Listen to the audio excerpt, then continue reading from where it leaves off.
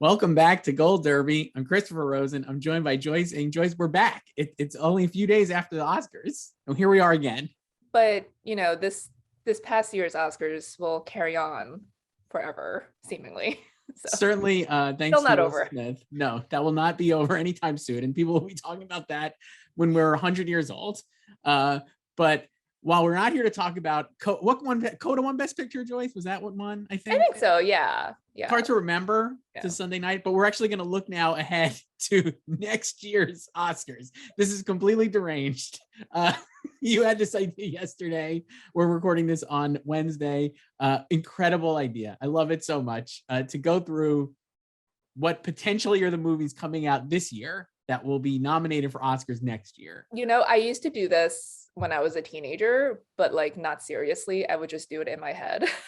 Same. So I would never commit to it in print or in video.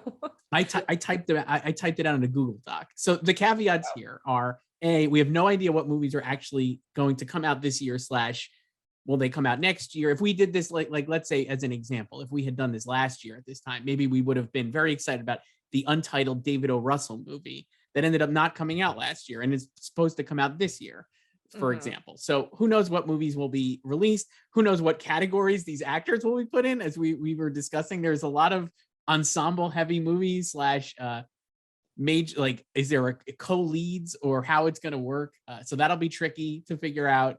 And we have never seen any of these things. So there is dozens of caveats here, at least 3 for what we're doing. But we're going to go through the big categories. There's picture, director, actor, actress, supporting actor, supporting actress. So much like the Oscars this year, we're just going to politely, push aside the crafts categories for now. And the shorts. And the shorts, yeah. So maybe we could do screenplay, but I already had enough difficulties doing these 6 categories. Really tough. So I'll read through. So I guess I'll go first, and then I wouldn't be surprised if we actually have a decent amount of crossover on some of these. So for Best Picture, Joyce, I starred 10 possible nominees. I'll read them off. Armageddon Time, which is James Gray's new film. I have that. That's a Best Picture nominee. Babylon, Damien Chazelle's new film. That's 2. Empire of the Light, which is Sam Mendes' new film. The Fabelmans from Steven Spielberg. Killers of the Flower Moon, Martin Scorsese. Napoleon, Ridley Scott. She Said, Maria Schrader. The Sun, Florian Zeller. White Noise, Noah Baumbach. And The Woman King, Gina Prince Blythewood, excuse me. So those are my 10. I believe that's 10. Let me count them up. 1, 2, 3, 4, 5, 6, 7, 8, 9, 10. Wow. I have do I have 10? Let me count this. 1, 2, 3, 4, 5, 6. This is thrilling. 7, 8, great. 9, 10. Okay. Yeah, so I have Babylon. Okay. Empire of Light, The Fabelmans, Killers of the Flower Moon, Poor Things, which is Yorgos Lanthimos. Mm-hmm. She Said, The Sun, which is Florian Zeller, 13 Lives. Oh wow, Ron Howard's movie. Yeah, Ron Howard. Yeah, this is my basic pick. Yeah, what is that about again? The Cave Rescue. Cave Rescue, right? Okay. From 2018, right? Yeah. So I feel like this is especially with 10 slots, this is my basic pick. And then I just lost my page. Okay. White Noise and Women Talking. So that's my 10. So Woman Talking is a Sarah Polley movie, an ensemble with Frances McDormand and seemingly leading the ensemble. Mm-hmm. So I don't know. I mean, so we did cross over a lot. So we had, so you don't have Armageddon Time, which I have. I do not, but you're personally invested in this movie as well. My friend's kid has a part in it. So we'll be following that one very closely this year. That movie is James Gray's movie about, it's like an auto fiction about his own growing up in Queens in the 80s. And Fred Trump and the Trumps are actually in the movie. They're played by actors. I think Anthony Hopkins plays Fred Trump, and Donald Trump as a kid is in the movie, I believe, or, maybe even an approximation of Trump. I'm not even sure. Babylon is Damien Chazelle's big starry Hollywood throwback movie that sounds incredibly ambitious, has Brad Pitt and Margot Robbie. So we both have that one. Empire of the Light is Sam Mendes with Colin Firth and Olivia Colman. I really know nothing else about it, just the top line stuff. They are filming it right now, I believe. I think it's like a romance-ish type of film. So I don't really know anything else.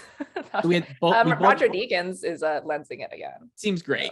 So, we both had The Fabelmans, Spielberg's new film written by Tony Kushner. We've talked about that. I think even and Spielberg, it's his first writing credit since AI.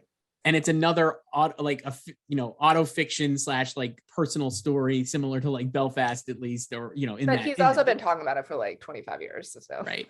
Killers of the Flower Moon is Martin Scorsese's like take on the Western based on the true crime book. Incredible cast. Seemingly he's been working on it for like 2 years, I think, including through the pandemic. Did you have Napoleon?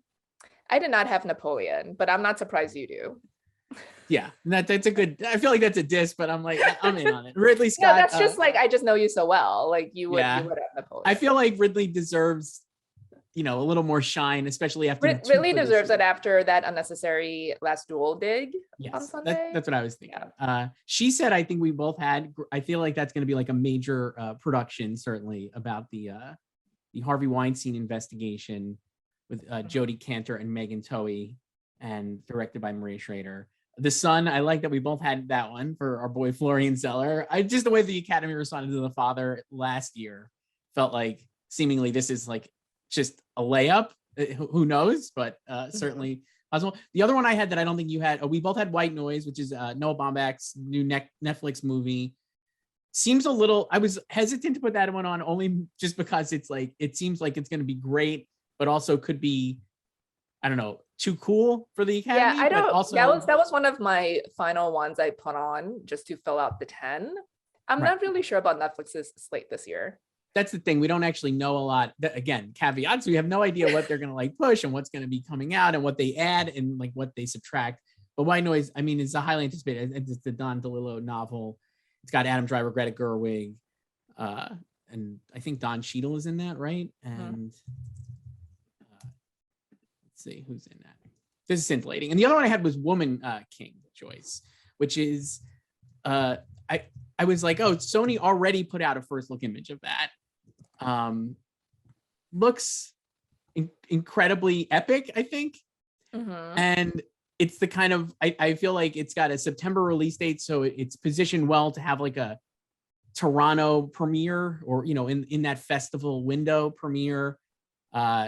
Gina Prince Blythewood is a director I think people are excited about. And obviously Viola Davis playing like a, more physical character than we're used to her seeing her play. I think that could be in there, though.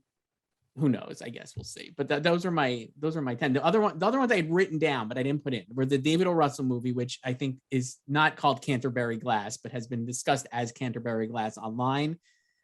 Emancipation, Antoine Fuqua's movie with Will Smith. So that's perhaps pretty fraught, but I know it was at least expected to be like an awards player before Sunday night. The Greatest Beer Run in the World, which is Peter Farrelly's new movie. That is his first movie since Green Book. And it's like a true life story with it's a war film. The war film / road trip film with like Bill Murray. Sure, I could see that again. I have The Menu here, which I think you'll be excited to know is directed by Mark Mylod. Yeah. And stars Anya Taylor-Joy, Nicholas Hoult, and Ray Fiennes. It sounds like a thriller from Searchlight. So that I had on the list, but I didn't put it in. Those were my alternates. How about you? Yeah, like I had Armageddon Times, like some of yours. Yeah. And I also have, I don't think this will get in at all, but like Everything Everywhere All at Once, which is out right now. Yes. I also listed Elvis. Nice. The biopic. That's coming out in July, right? I think the summer. It's like June, summer. I believe. It's like, oh yeah. It's it has like a Rocket Man date, and I could also see it kind of going the way of Rocket Man as well. Yeah. I also wrote down Avatar 2. Wow, I didn't even think of Avatar 2. Oh my gosh, incredible. That's great. And then I guess the other one would be like Knives Out 2 is another one I had thought of because it's another high profile sequel. I'm excited for that because I love the first one, but I don't know like what the returns would be on this one, even though it's like on Netflix now. But I think part of the excitement was the first one was just, it was so original. And then how it is, like when it's like things turn into a franchise, and then even if like the sequels are good, it's just not the same kind of response, at least like awards wise. But yeah. So talk a little about women. Is it Women Talking, I believe it's called. So that one you had in there. Women Talking by Sarah Polley with ensemble cast: Frances McDormand, Jessie Buckley, Claire Foy, Ben Whishaw. So it's based on a novel. This is, I think it's Sarah's third film. So it's about this group of women in a Mennonite colony, and they've been sexually assaulted by the men there, and so they're plotting an escape. Sounds like it has really could be very powerful, and I think Sarah Polley is like a filmmaker on the like that I think people are really ready to embrace. I feel like it feels like she's been like bubbling under for a really long time. So that let's shift into Best Director, which I cannot remember a year potentially where there are this many amazing filmmakers all in contention at the same time. I'm just gonna read off. I'm not even gonna do my. Should I just read off the list here that I wrote down, or do you want me to just do my picks? I guess I'll do my picks and then we'll go through, because I think you could have any number of permutations on this ridiculously early prediction for Best Director. But my 5, which I had a tough time figuring out, was Damien Chazelle for Babylon, previous winner, obviously, for La La Land. Seems like a big movie that is like pretty involved. I have Steven Spielberg for The Fabelmans and Martin Scorsese for Killers of the Flower Moon, mostly just to put Steven Spielberg and Martin Scorsese together. They've never competed. In a Best Director lineup, they've never competed. I have Maria Schrader for She Said, and then I put Gina Prince Bythewood in there for The Woman King, because it does feel like this big epic kind of movie that people will enjoy. But that means you go first, and then we'll go through who I left off and who you presumably possibly left off. Yeah, this was hard for me, and I don't even know how I feel about my 5, but I have Damien Chazelle as well. I have Park Chan-wook as my international pick. Incredible. His movie or Decision to Leave, which I also thought about putting into Best Picture, but I didn't. Yes. I have Scorsese and Spielberg. Yes. And I have Florian Zeller for The Son, because I feel like he was very close to the director nomination for The Father. So I had Florian Zeller on the list too, but I pushed him out for Maria Schrader, I believe. I have Maria, I have Sarah in my 6 and 7. So the other people we didn't mention then, James Gray for Armageddon Time. Again, another very respected filmmaker who feels like he's going to get a Best Director nomination at some point, right? Like I feel like he's like a film Twitter approved like PTA kind of like pick, right? I mean, just to I don't know. Alejandro Gonzalez. He's definitely attracted a lot of big names, Oscar adjacent names. Sure. So that's why I have him in here. Alejandro Gonzalez Inarritu for Bardo. I know literally not much about this, but he's a 2-time Best Director winner, just sitting there. Also, a lot of controversy during the production of that movie. Yeah. James Cameron for Avatar 2. Don't have him in, obviously. James Cameron, King of the World. Wait, so you forgot about the movie, but you thought of James Cameron? I did. I didn't think the movie. I don't believe it. It's tough for me for a sequel. I think it's like a tough beat. I don't know. Yeah, and it's been delayed for 10 years. But it's hard to discount Cameron because he's always like over delivers, right? Like no matter what the expectations, he over delivers. David O. Russell, not mentioned.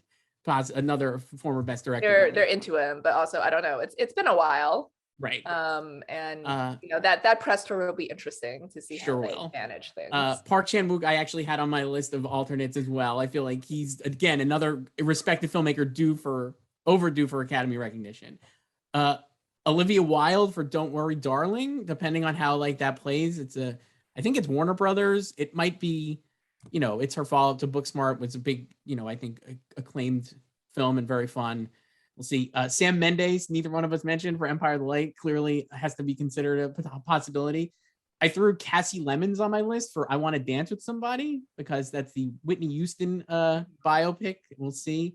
Tyler Perry has something called A Jazz Man's Blues that is like his passion project for Netflix. Tyler Perry is a beloved figure in Hollywood, it seems to me. And if the movie's good, who knows? I don't know. David Fincher, The Killer, just finished production. Not sure if it's coming out this year. That was on my list. Mylod, our boy, for The Menu. Ridley Scott, Jordan Peele for Nope. Another movie that is coming out in the summer, so maybe it won't have the longer legs. Ron Howard, you had mentioned for 13 Lives. I put him on my list just as an alternate. Noah Baumbach for White Noise. Sarah Polley. It's just an incredible list. I just can't believe this. And I'm sure we're leaving people off. I also have Todd Field for Tar. Mm-hmm. Todd Field returning. This is his first movie since Little Children. Pretty wild. Yeah. Only his third movie overall, but he's made 2 incredible films, In the Bedroom and Little Children. So this is his comeback. So I could, if that plays well, I could definitely see him being like the critics pick if it's good, So, but I didn't put him in my 5. Yeah, it's a very crowded field. So the both of us have Spielberg and Scorsese. I kind of just did that because I want to see it. Like I want to see Spielberg and Scorsese in the same lineup.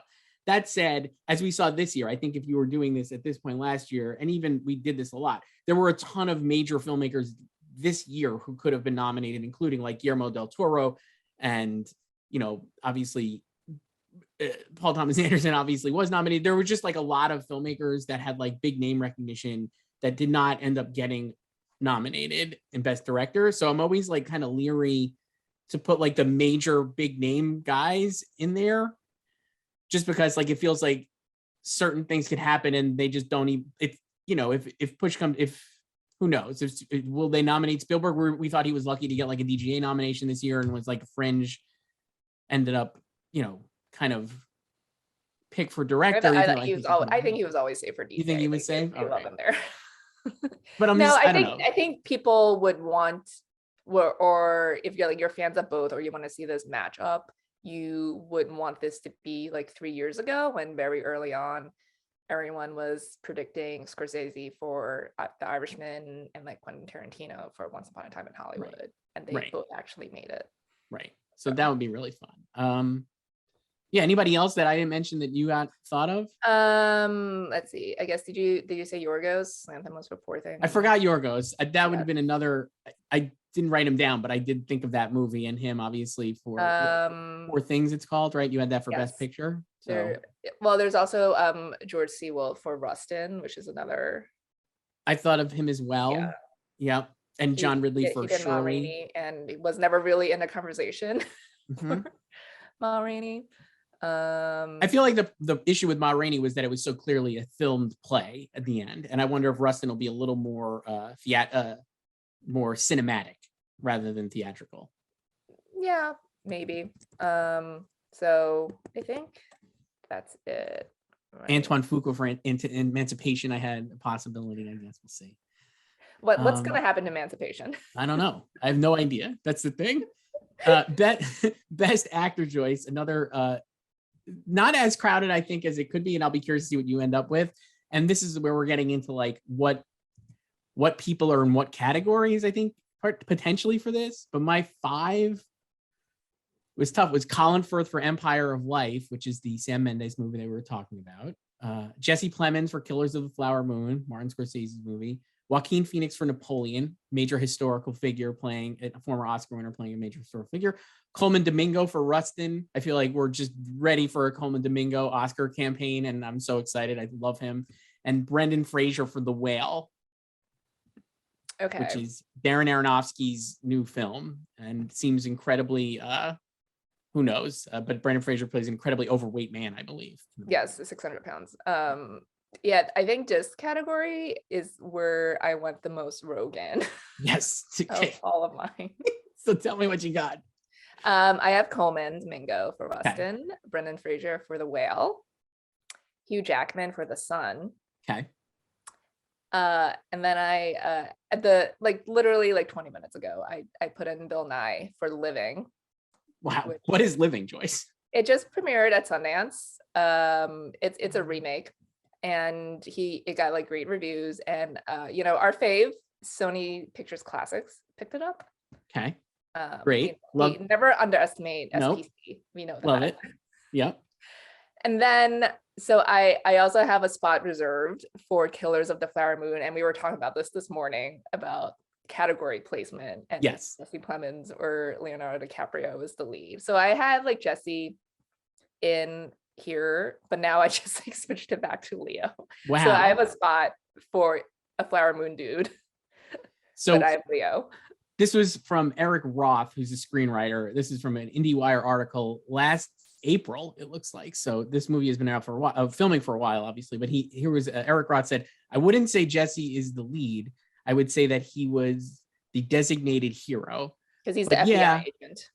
What's that? He's the FBI agent. Yes. But yeah, I think that's fair because the parts are pretty equal between Leo and Jesse. They were always equal to a certain extent. And Leo's part is very complicated and very interesting. It's a smart part for a smart actor to play. I mean, if Montgomery Clift was alive, I think he might be playing him.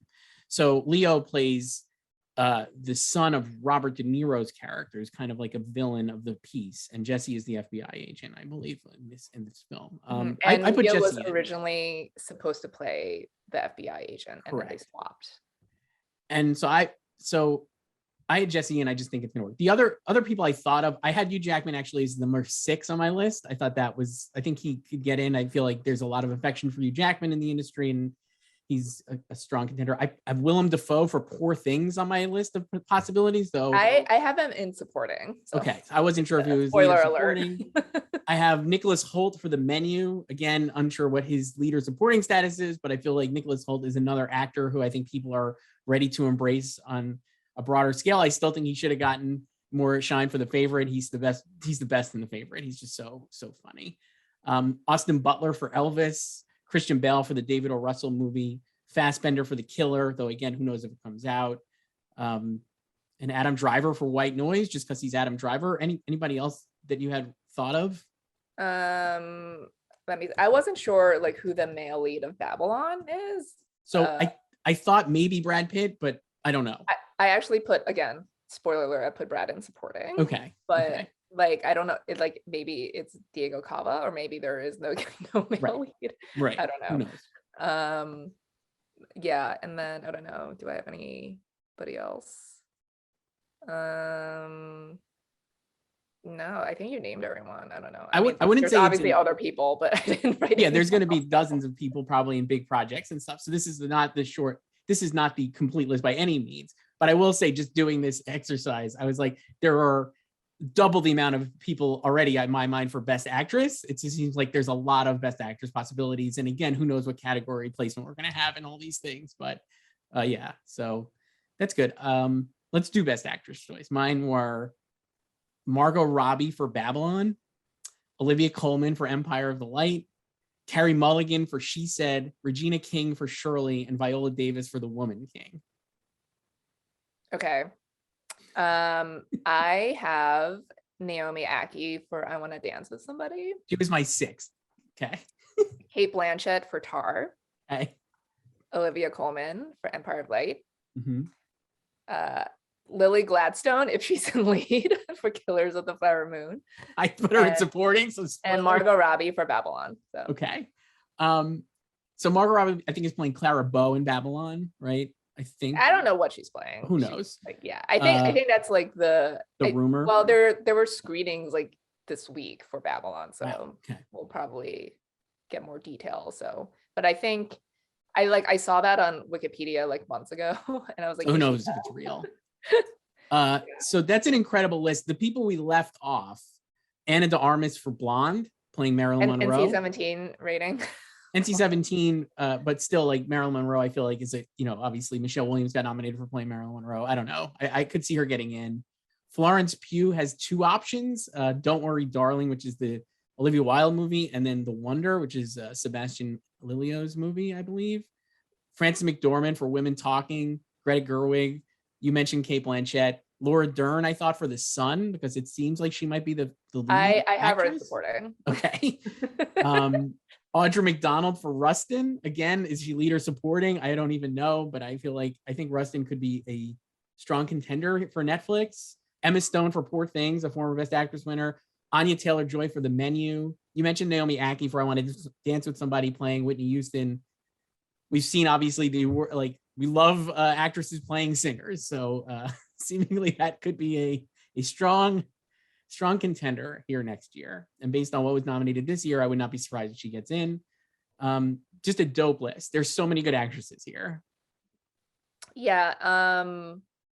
And then I think everyone right now wants Michelle Yeoh to get in for Everything Everywhere All at Once. I don't. So she was on the list, but I felt like, are people going to remember? Hopefully they will. Yeah, I feel like it's still like too weird for them to touch. Yeah. Like I can see her getting like a bunch of critics awards and Certainly. the Globe Comedy nomination. Right.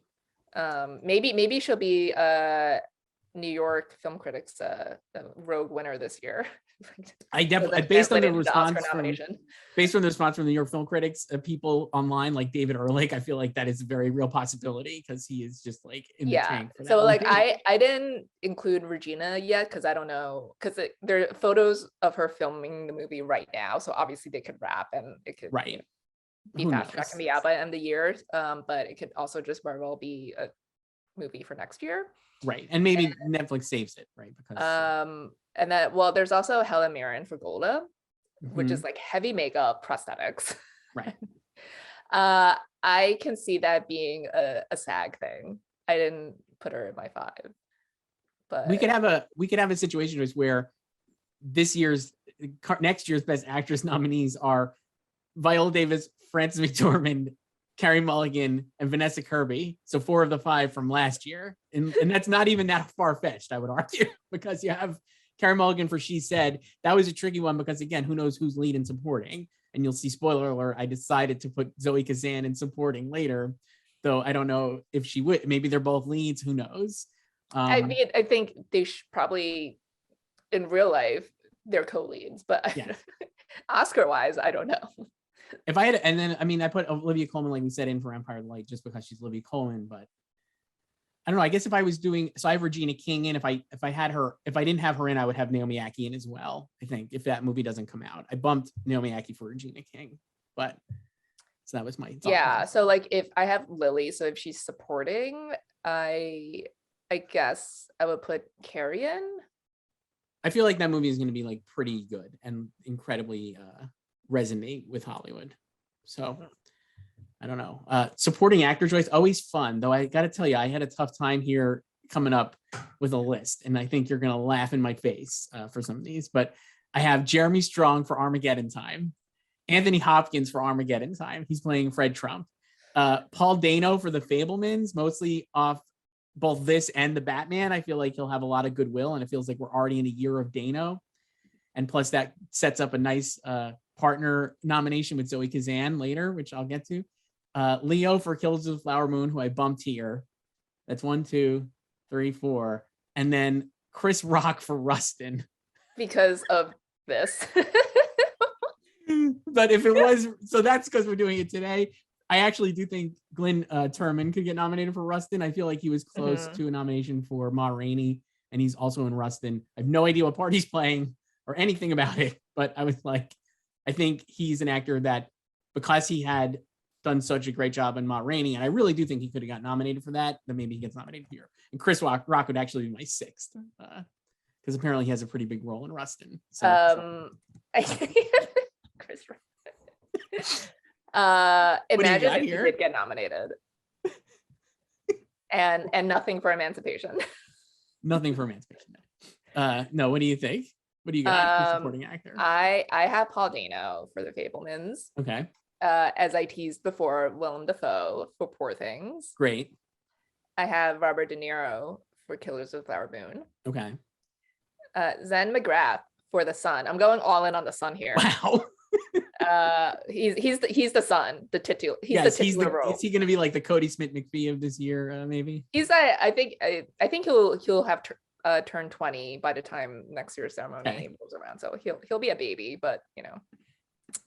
And Brad Pitt for Babylon. I don't think like Brad will win, but I feel like maybe he's the safest for a nomination here.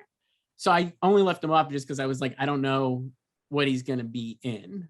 Like, is he a lead or supporting, I guess? Like, so it was just like, rather than even try to figure that out. So it's funny. So we both had Dano. He plays, I think, Spielberg's dad here. I think that's a good bet. I don't know. I just feel like it's like that's the type of thing where we're going to be talking about him all year because he gets to play the Riddler and Batman. That really helps. I went heavy on Armageddon time. So here's why. I don't actually know even if Jeremy Strong has a big role.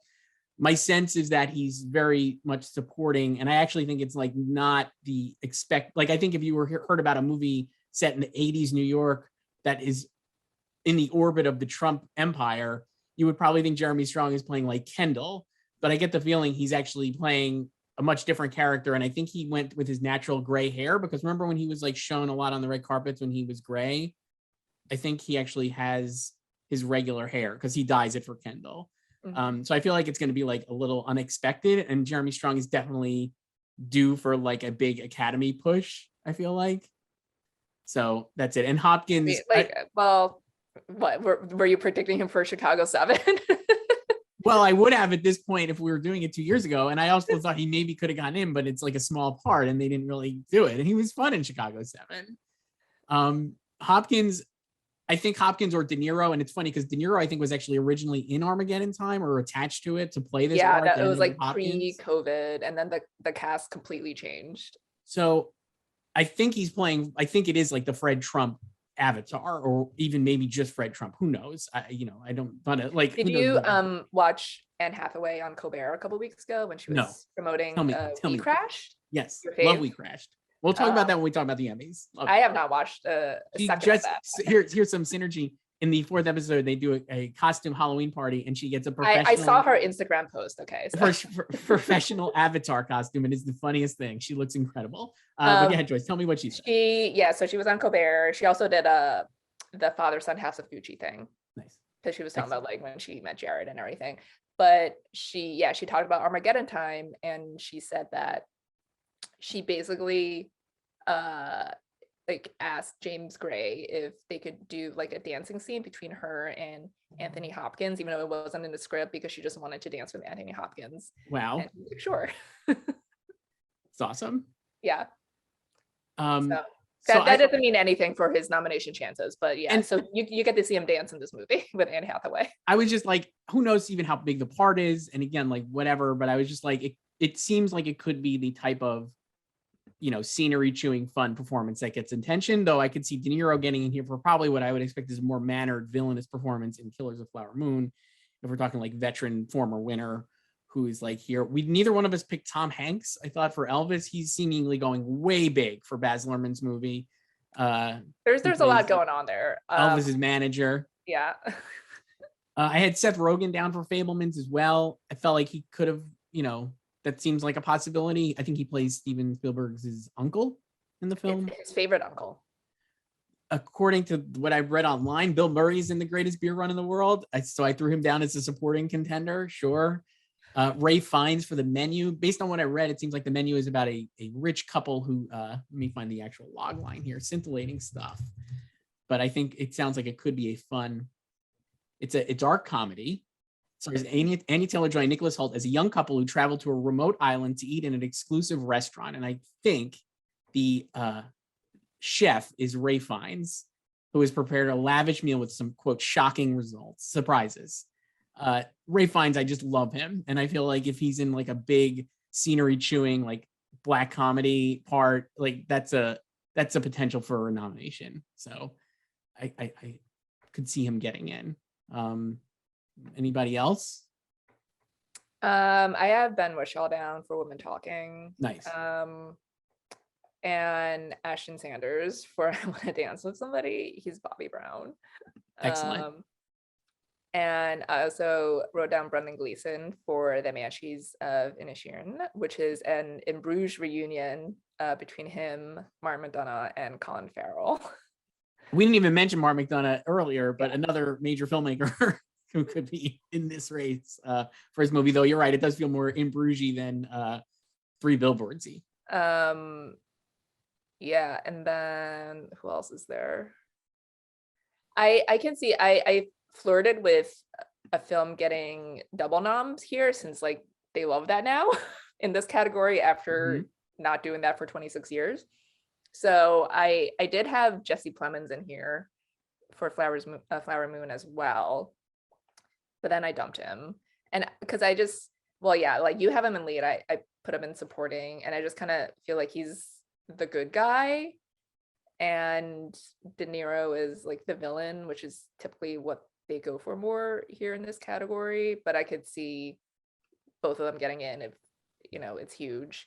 I had Leo in here, like in that. Like I think Seth could get in for Fabelmans as well if it's big.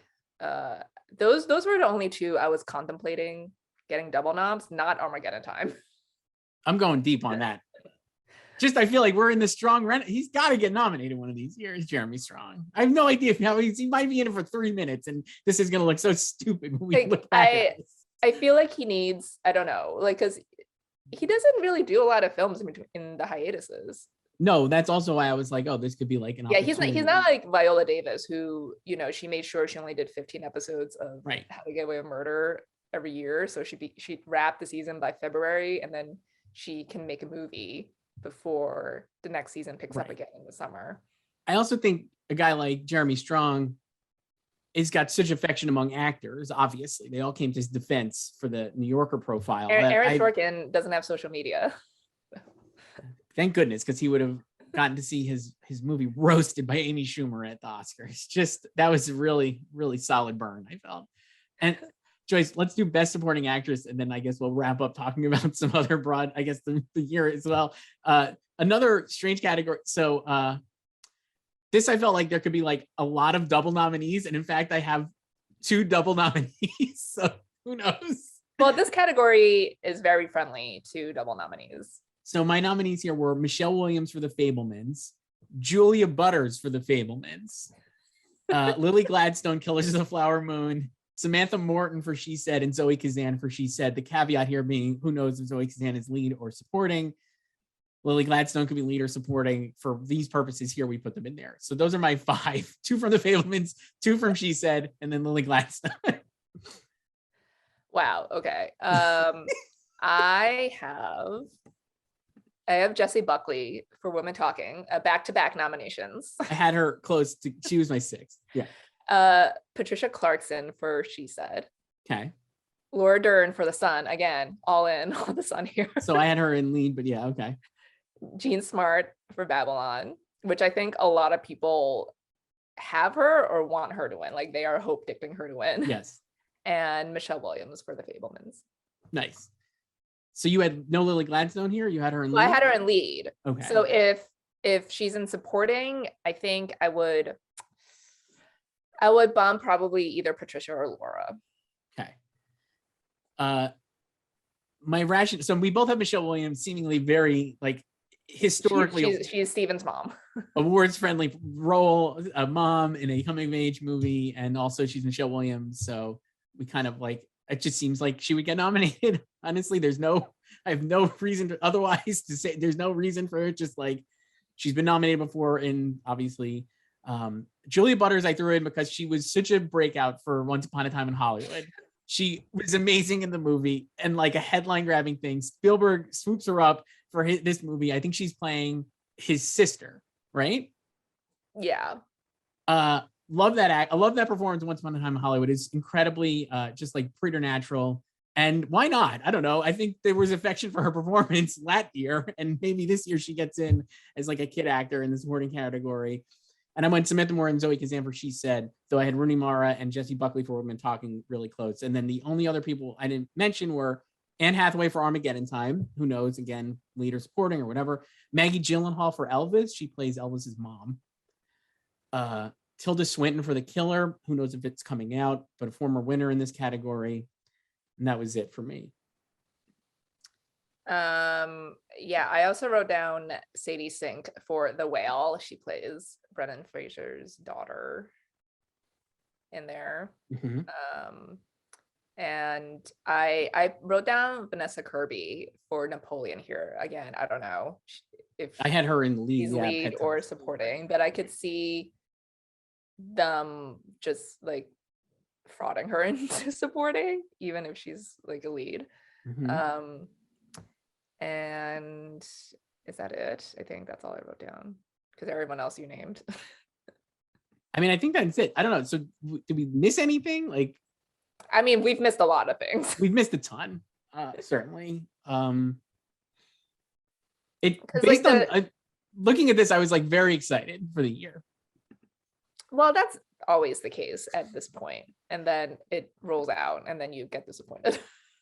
You get disappointed because everything gets just murdered. I can't wait to see how all these movies we're told are bad by the time this gets to the end of the Oscars. What's going to be the CODA of the year? Well, that's the thing. We have no idea. I mean, there was no real. You mentioned what was it? Living? What was that one you mentioned from Sundance? But there was not a. I felt like this year's Sundance did not have as many CODA breakout type movies that people were like enamored by. There's like that Living. I mean, like the biggest Apple acquisition was Cha Cha Real Smooth, which is the Cooper Wraith movie with Dakota Johnson. It's very sweet, but it's not like CODA. I don't think it's it's like a typical Sundance indie that gets released in the summer and people like.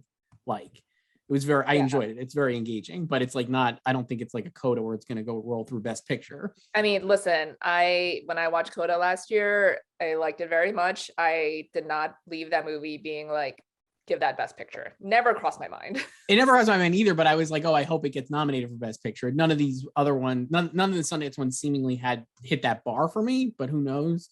Yeah, I mean, like Emma Thompson and Good Luck to You, Leo Grande, like I don't have her in. I don't know. Like it's going to Hulu. I don't know what's going to happen to it. Right. Like movies that they mentioned Everything Everywhere All at Once. That is like, I think people are very excited about that movie. It is very early in the season. And so who knows if it could withstand months and months and months and months of other movies coming in.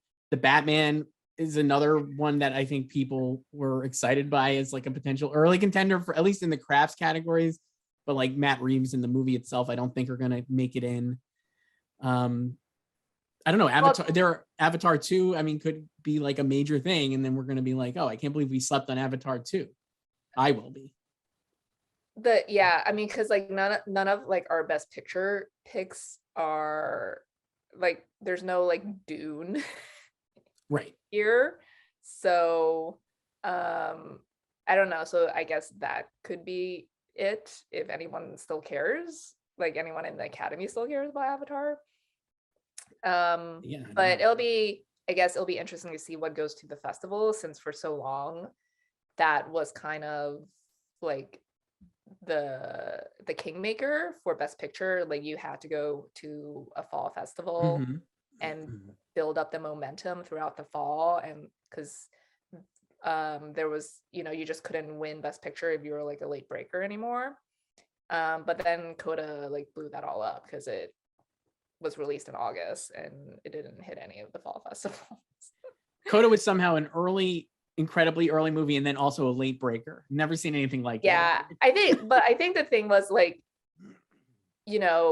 Tragedy of Macbeth was supposed to be Apple's like #1 like prestige play. And obviously that didn't really go anywhere besides like Denzel and like cinematography and production design. And then the CODA love just took off organically, which is what you want to see. Like you don't want something manufactured, like being forced down your throat. And so yeah, we don't know what the CODA is. Maybe there isn't one, because you know what the pattern is with them now is like they have like a very mainstream like basic pick like CODA or Green Book, and I would even say Spotlight, even though Spotlight is a way better film than both of those films, but it was a lot more broad appealing than like The Big Short or The Revenant that year, which were like Revenant especially was like more divisive. And then you go even further back with like Argo. So they have like a mainstream like middle brow pick, and then they do like 2 years of more adventurous or like inspired or atypical winners, and then to go back to like mainstream again. So the next 2 years we'll have like maybe more prestige or atypical picks from them. So I'm looking at the list. I mean, like it's not basic because I wouldn't call a Steven Spielberg movie basic, but The Fabelman seemingly is like the CODA. Yeah, it's like broad, appealing, family focused, like comedy / drama. And then I think, I mean, on my list, I don't know. I mean, Babylon could be like also big, broad thing because it's like, oh, like if it's like Once Upon a Time in Hollywood or whatever, like that kind of, who knows what it's going to be like, but it's definitely like set in Hollywood. Killers of the Flower Moon, I think, would be Scorsese doing a Western. So I don't think it's going to be like Wolf of Wall Street. I think it's going to be more like Age of Innocency, but not because it's Western. Who knows? I don't know. The Woman King, I think, could be like a big mainstream movie, like that people see. That also is like kind of high adventure, like Gladiator style. I guess it would be on my list. Though you also have Napoleon, which could be a gladiator because it's Ridley, literally gladiator. I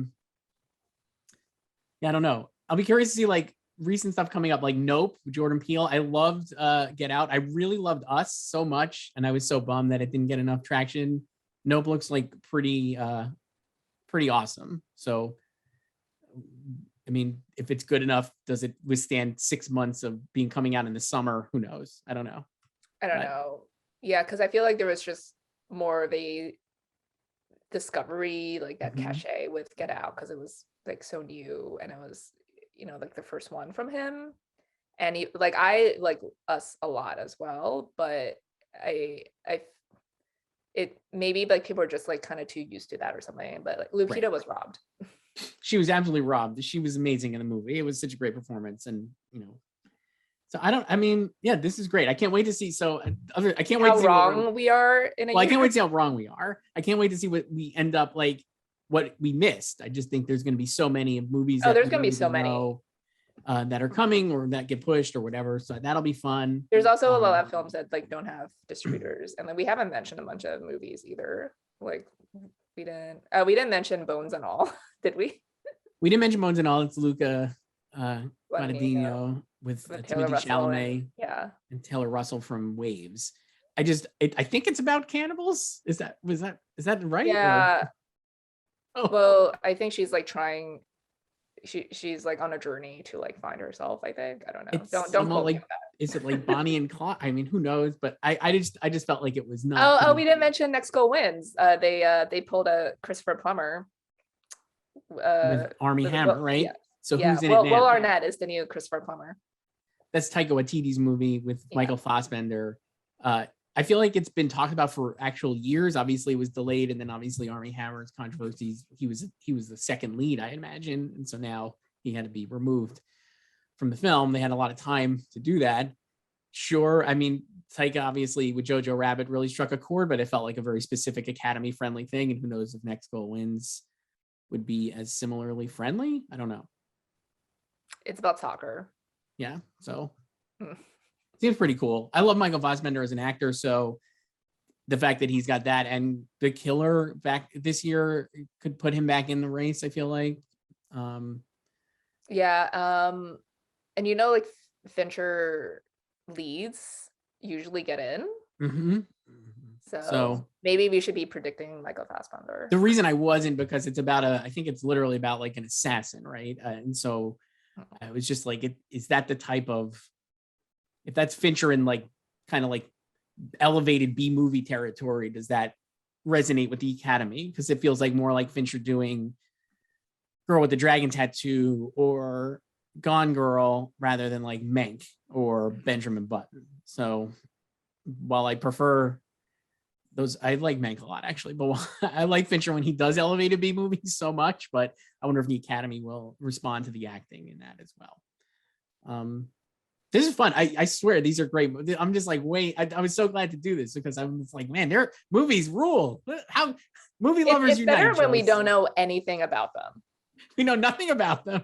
Haven't seen anything, any kind of materials about them. No idea where anything is going. But movie lovers unite. This is lovers unite. What is your favorite film of this year right now? Of these? Of these right now that you have not seen. Probably Fabelmans. I'm just very psyched for that. I think that'll be good. I love Scorsese so much, and Killers of the Flower Moon I'm sure will be incredible. But I like Scorsese lately when there's a little more like humor to them. So like I'm more like into you like, want a Wolf Street, like Wolf. yeah, I want Wolf of Wall Street or even Irishman. I think there's a lot of actual good, like entertaining comedy. And this, who knows, Killers of the Flower Moon, it's just the subject matter and based on the book and stuff, it just seems like it's not as open to yeah, well, I mean, it's based laws. on real life. Yeah, And not I also wonder like what the Apple campaign for would it will be, because we knew like this was coming out this year, like but like no one ever thought like Apple was winning Best Picture this year until 3 weeks ago. And so it's like, are they like gonna go back to back? Like how are they gonna, you know, like modulate their campaign? Because their campaign for CODA was so under the radar for most of it until like the past 3 weeks. You so know, I mean, I like, are wonder they if gonna go they're super aggressive, or like, but you don't like Netflix goes super aggressive in phase one. I wonder if you even need, I mean, when you have Martin Scorsese, Leonardo DiCaprio, and Robert De Niro in your movie, do you need to go super aggressive? I have no idea, but I'm like, it's Yeah, like but people are gonna, it's gonna make also not choice. a streaming service that everyone has. Right. But it is people that are arguably like the most on the list of like 20 most famous people doing movies. So I feel like they could probably get away with not going as hard in the front and then kind of like sneaking it up in the back. I mean, who knows? Yeah, I don't know. It's so funny. So we were both on the Sun. I feel like she said, like I said, I think it's going to be big. I'll be curious to see White Noise. I love Noah Baumbach. Marriage Story obviously was like his big Oscar push from Netflix, and I think this will kind of flatlined there. Unfortunately, it's so good. I love that. Was a great year. You know, the memes will live on forever, though. Looking at this year, this reminds me of 2019. I feel like this is the quality of movies on this list are commensurate with 2019. Well, again, we're back to, you know, like post that was post Green Book, so now we're post CODA. Right, and like that year, Parasite won, and who knows? Like maybe we'll have a similarly incredibly impressive win, another Sam Mendes movie in the mix. It just feels like it's all lined up. Another Hollywood movie with Babylon and Once Upon a Time in Hollywood. Is there a Sandler movie? I know he's got the Netflix one. I wonder if he's got the Netflix one with Carey Mulligan. He's got the Netflix one with Carey Mulligan. That one is where he's in space, I believe, right? Yeah. So maybe he'll get in. Like that was like his uncut. That's going to be the uncut gems. That'll be the uncut gems of this year. It is called Spaceman. This is it, Joyce. Anything else here before? And that also is Paul Dano. I think. Wow. Anything else, Joyce? Before we wrap up. I hope Chris Rock pans out for you. Wouldn't that be awesome? I saw people saying like, oh, they'll have him and Will Smith present based on like that was.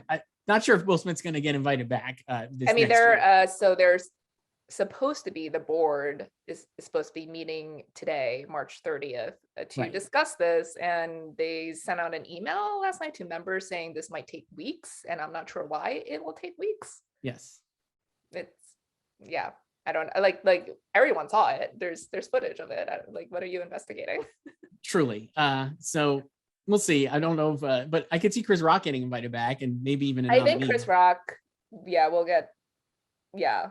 I mean, the thing is, it's like he's not. No, but there are no victors in this incident, obviously. So who knows? No, but yeah, I think they're trying to figure out the proper punishment for the crime.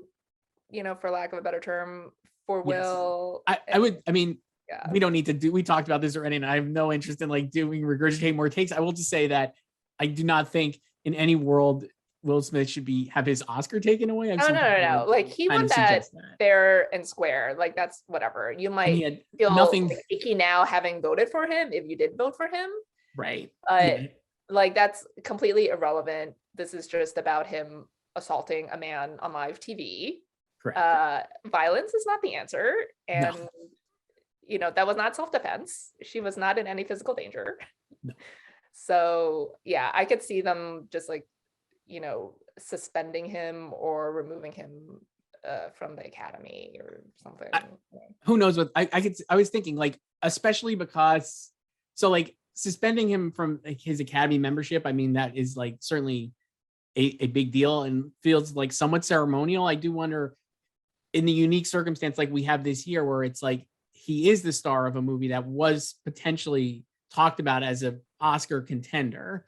that do you say whatever happens with that movie, he's not he's disqualified from a nomination this year, no matter what? You know what I mean? So like that would be a punishment. I honestly don't think people would just vote for him. I don't think they would either, but I mean, I think a lot of people are not going to even going to vote for him.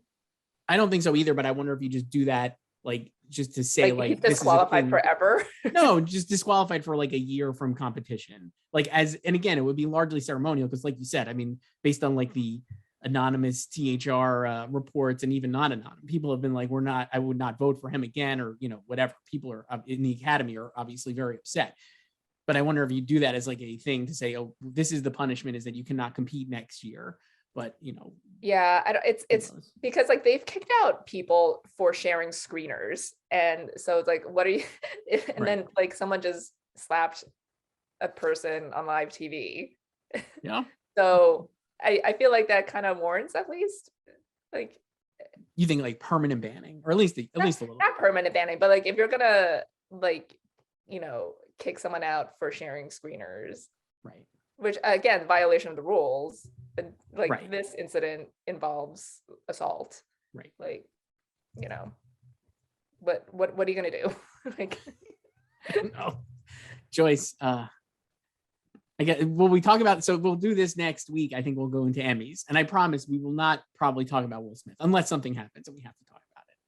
In which case, it'll be like the opposite of our Oscar episodes when we talk about Succession at the end. We'll talk about Succession for the bulk of the episode because it's Emmys, and then at the end we'll talk about Will Smith. And then we'll also talk about Winning Time because we love that as well.